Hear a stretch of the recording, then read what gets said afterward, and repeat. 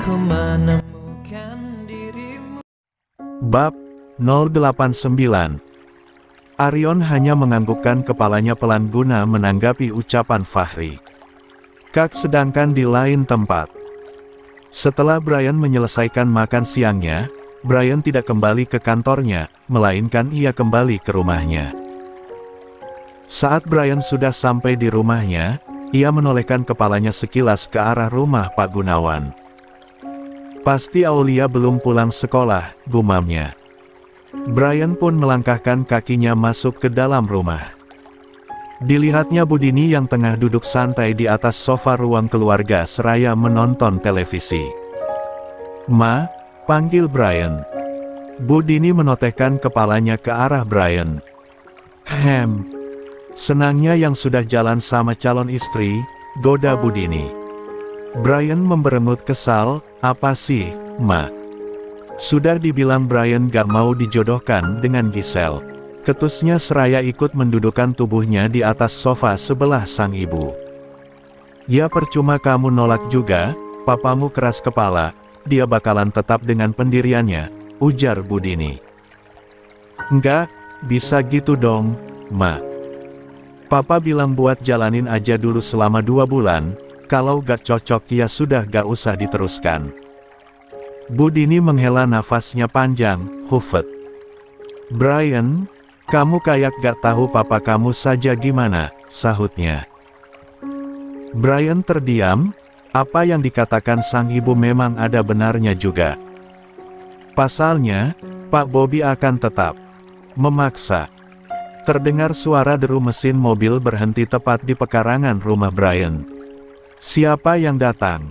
Apakah ada tamu?" tanya Brian. Budini hanya mengedikkan bahunya guna menanggapi ucapan sang putra. Terlihat Pak Bobby yang baru saja memasuki rumah, masih dengan jas yang melekat di tubuhnya. "Loh, Bri, kok malah pulang? Bukannya Papa menyuruhmu untuk makan siang dengan Giselle?" tanya Pak Bobby. "Sudah selesai, Pak. Masa Brian harus terus-terusan makan dengan Giselle?" sahut Brian. Pak Bobby berjalan menghampiri Brian dan Budini, lalu ia ikut mendudukkan tubuhnya di atas sofa. "Ia gak harus makan terus-menerus juga, Brian. Kamu kan bisa ajak Giselle shopping, atau jalan-jalan, itu kan masa pendekatan kalian," ujar Pak Bobby. Brian menghela nafasnya kasar, hufet. "Papa, Brian gak mau sama Giselle." Percuma Papa menyuruh Brian untuk melakukan pendekatan dengan Giselle, kalau di hati Brian gak ada nama Giselle tersemat, sampai kapanpun Brian gak akan bisa menerima Giselle, Pak, ujar Brian kesal. "Baru juga beberapa hari, Brian. Nanti juga. Lama-kelamaan kamu bakalan suka sama Giselle," sahut Pak Bobby. Brian menggelengkan kepalanya, "Enggak, Pak. Brian sudah mempunyai wanita pilihan Brian sendiri." Pak Bobby memicingkan matanya menatap sang putra. "Siapa? Siapa wanita pilihanmu? Kasih tahu Papa, Papa ingin mengetahuinya." "Itu loh Pak, tetangga depan rumah," celetuk Budini memberitahu. Pak Bobby terdiam, ia tengah mengingat-ingat wanita yang dimaksud oleh istrinya itu. Sepersekian detik kemudian Pak Bobby menegakkan tubuhnya. "Astaga, Brian. Wanita itu sudah punya pasangan. Papa juga lihat, kemarin dia datang dengan pria, jangan jadi perebut wanita orang lain," pekik Pak Bobby. Brian berdecak kesal, "Cek. Bukan itu Pak, itu kakaknya." Awalnya Brian memang menyukai dia, tapi makin lama-kelamaan kenapa hati Brian condong ke adiknya. Sifatnya yang lucu, menggemaskan membuat Brian jatuh hati sama dia, ujarnya. "Adiknya? Apakah gadis yang masih sekolah itu? Tadi pagi Papa lihat ada seorang gadis SMA keluar dari rumah depan itu," tanya Pak Bobby. Budini dan Brian kompak menganggukkan kepalanya. "Betul itu. Papa benar, itu gadis yang disukai Brian," ujar Budini. Pak Bobby mengusap wajahnya kasar. Astagfirullah Brian. Kenapa kamu malah menyukai bocah? Dia masih kecil. Untuk kamu. Hanya beda 10 tahun Pak. Bukannya papa dan mama juga beda 11 tahun, sahut Brian. Tapi dia masih sekolah, Brian. Ujar Pak Bobby. Iya, gak apa-apa, Brian bisa menikahinya 3 tahun lagi. Itu kelamaan Brian. Papa ingin punya cucu sekarang, buat pewaris keluarga kita. Brian memutar bola matanya jengah, Pak, kan ada anaknya Kak Naomi. Papa sudah punya cucu dari Kak Naomi, ujar Brian. Itu beda Brian, Papa ingin punya cucu dari kamu, sahut Pak Bobby. Brian beranjak dari duduknya, ya sudah, kalau gitu aku akan menikahi Aulia tahun depan. Ujarnya seraya berlalu pergi menuju kamarnya. Apa? Brian jangan gila kamu, teriak Pak Bobby. Brian tak menghiraukan teriakan ayahnya itu, ia terus saja berjalan menuju kamarnya. Bu Dini tersenyum, ayo go Brian. Mama setuju sama kamu, teriak Bu Dini. Brian yang mendengar suara teriakan sang ibu seketika menghentikan langkahnya, yoi, Ma. Nanti kita beberapa bulan lagi datang untuk melamar Aulia, balasnya berteriak. Pak Bobby memijat keningnya yang mengajak berkedut, Mama, kok Mama dukung Brian sih? Kasihan lo gadis itu masih kecil, protes Pak Bobby. Bu Dini mendelikkan matanya judes, jangan protes, Pak. Apa Papa lupa? Papa juga dulu menikahi Mama, saat Mama masih duduk di bangku SMA. Ketusnya. Pak Bobby terdiam, benar juga ya, aku kan menikahi Dini saat Dini masih kelas 2 SMA. Kalau begitu apa bedanya aku dengan Brian? Apakah aku restui saja Brian dengan gadis itu? Batinnya. Seminggu telah berlalu, pada sore hari ini Chika dan Fahri baru sedang di perjalanan. Mereka baru saja memeriksa kandungan Chika. Dan saat ini mereka dalam perjalanan pulang. Mas, sebentar lagi usia kandunganku kan memasuki usia 4 bulan. Apa kita mau mengadakan syukuran 4 bulanan? Kalau di kampungku sih begitu, setiap yang hamil pasti selalu mengadakan acara syukuran 4 bulanan kehamilan, ujar Chika. Iya, nanti kita juga bakalan mengadakan acara syukuran 4 bulanan kehamilan kamu, sayang. Nanti biarkan saja Mami, dan bibi-bibi yang ada di rumah yang mengurusnya, sahut Fahri. Chika mengangguk paham, baiklah, Mas. Terima kasih. Ya, sama-sama, sayang. Anything for you, sahut Fahri seraya menggenggam jemari Chika, lalu dikecupnya punggung tangan Chika dengan mesra. Mas, ini kan hari Minggu, aku mau jalan-jalan dulu dong ke taman, terus aku juga mau makan seblak, Mas, ujar Chika.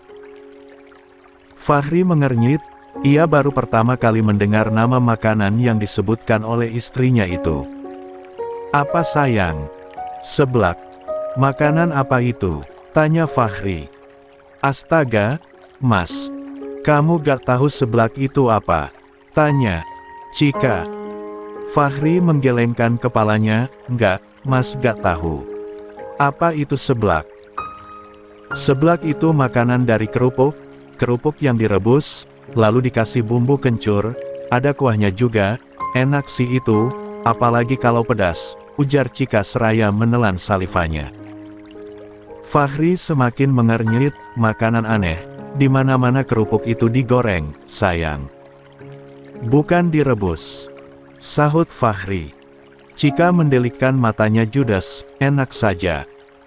Itu bukan makanan aneh, nanti aku bawa Mas ke tempat penjualnya. Mas harus cobain, seblak itu sangat enak. Fahri menggelengkan kepalanya, enggak, Mas gak mau. Pasti makanannya gak higienis, kamu jangan makan sembarangan, sayang. Ingat kamu sedang hamil, tolak Fahri. Chika menghela nafasnya panjang, ia sangat jengah dengan tingkah suaminya itu. Terus aja Mas bilang seperti itu. Kalau gak higienis gak mungkin aku masih hidup sampai sekarang, Mas.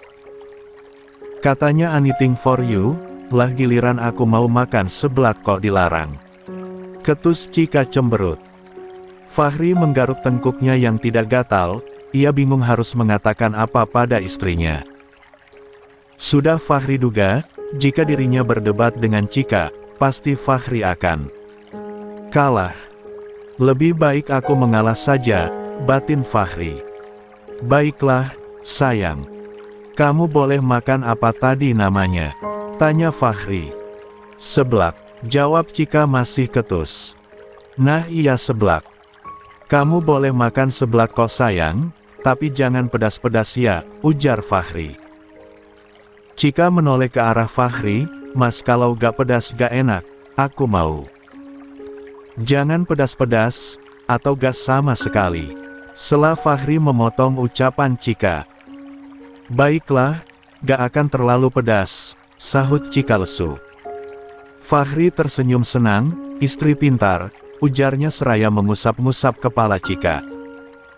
Di mana tempat penjualnya? Kamu tunjukkan ya, sambung Fahri berujar. Cika hanya menganggukkan kepalanya guna menanggapi ucapan Fahri. Cika pun memberikan petunjuk tempat penjual seblak tersebut pada Fahri.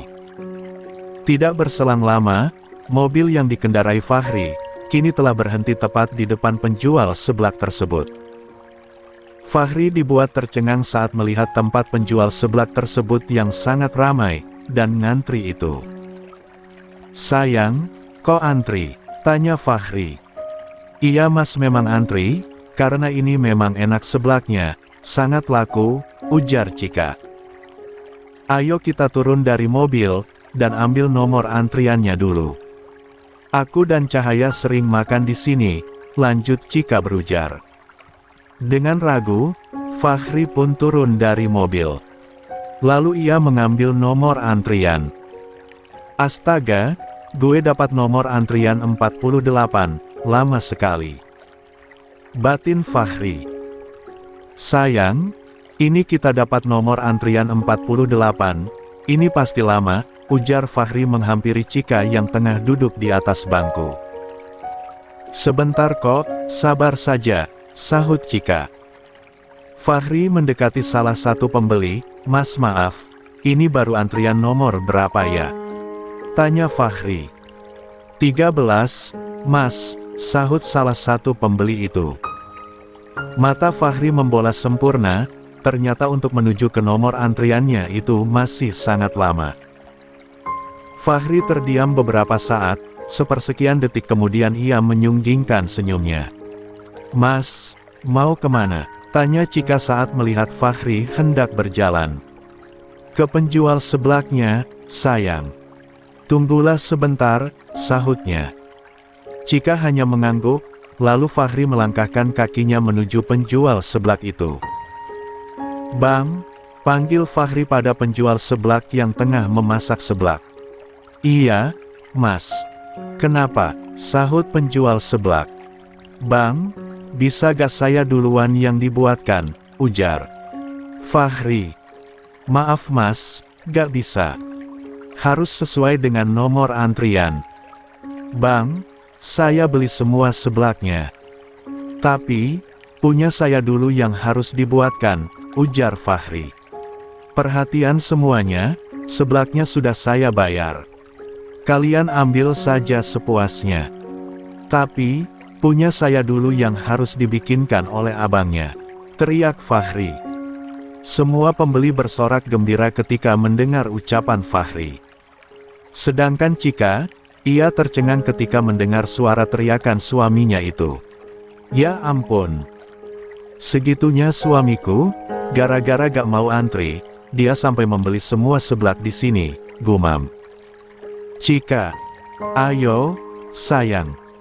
Kita duduk di dalam, sebentar lagi seblak punya kita jadi, ajak Fahri yang sudah berada di hadapan Cika. Cika hanya mengangguk. Cika pun melangkahkan kakinya masuk ke dalam, dan mendudukkan tubuhnya di salah satu bangku. Tidak berselang lama, Seblak yang Fahri pesan, kini sudah jadi, dan sudah berada di hadapan Chika dan Fahri. Nyam-nyam. Ini pasti enak, gumam Chika. Fahri lagi-lagi mengernyit saat ia melihat seblak yang menurutnya unik. Ayo cobain mas pasti akan ketagihan, ujar Chika. Fahri akhirnya mengambil sesendok seblak tersebut, lalu perlahan-lahan ia menyuapkan seblak itu ke dalam mulutnya. Fahri terdiam, ia sedang merasakan sensasi rasa seblak di mulutnya. Not bad, it's delicious, ujar Fahri. Chika tersenyum, iya kan enak, apa aku bilang, sahut. Chika, iya, sayang, ini enak. Chika dan Fahri pun melanjutkan memakan seblaknya. Itu